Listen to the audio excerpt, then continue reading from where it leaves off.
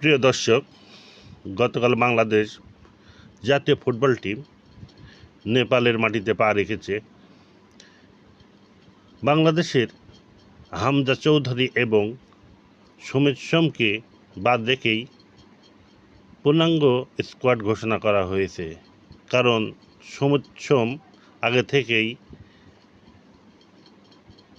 ইনজুরিতে পড়ে আছে এবং হামজাও ইনজুরিতে আছে।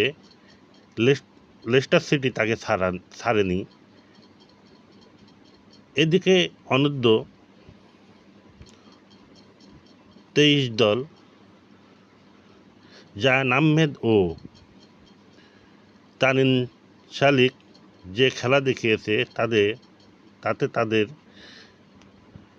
ভবিষ্যতে জাতীয় দলে আসা অনেকটা নিশ্চিত। তাদেরকে হয়তো সামনে হংকং ম্যাচে দেখা যেতে পারে, কিন্তু কিউবা মিচেল তার প্রত্যাশা অনুযায়ী খেলা দেখাতে পারেনি। প্রিয় দর্শক, ভিডিওটি ভালো লাগলে